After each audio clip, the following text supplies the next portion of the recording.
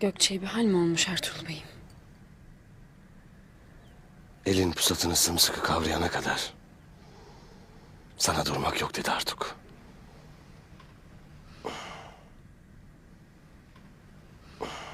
O halde durmayız beyim. Lakin sualim bu değildi.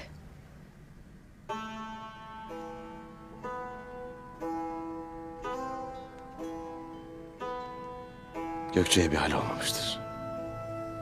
Artık Gökçe canıma tak etti Ertuğrul. Sevdasını toprağa gömmemiş bilesin. Üstelik içinde bir akrep büyütmüş. Bu akrep korkarım herkes zehirleyecek. Gökçe'nin akrebini hepimiz biliriz.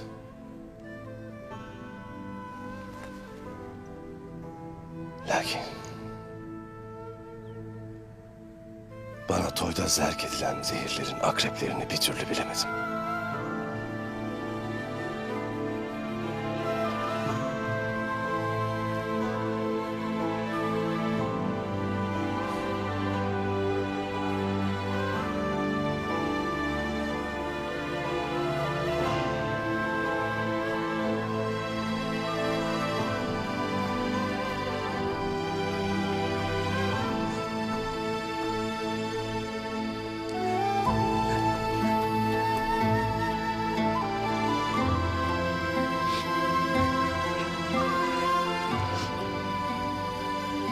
Nasıl bu ucuz fikre kaptırdın kendini? Aynı otağda karımın, çocuklarımın yüzüne bakarken seni aynı otağda görmeye nasıl katlanacağım? Amansız bir vicdan azabı gibi nasıl taşıyacağım seni?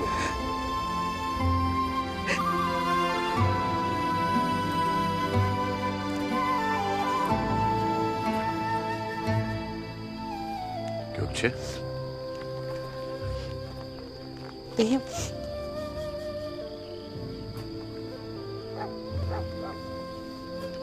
gece vakti ne işin var burada?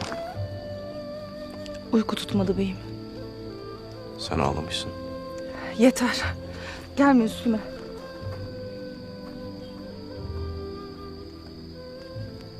Gökçe, ben...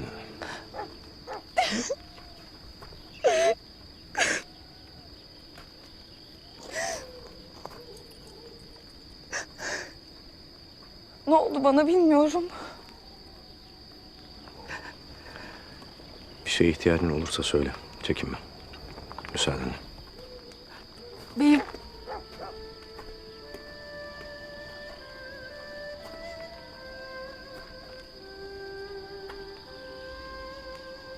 Burada kal.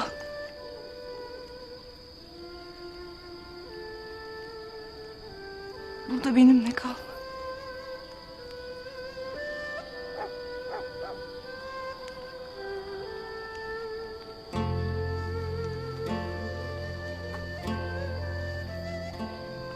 Bugün seni çok üzdüm. Hakkını helal et. Beni üzen tek şey sen olsan keşke. Seni kimler üzdü böyle Gökçe? Söyle bana, onları yerin dibine gömeyim. Ben onları gömdüm. Merak etmeyiz. Bundan gayrı beni üzemezler.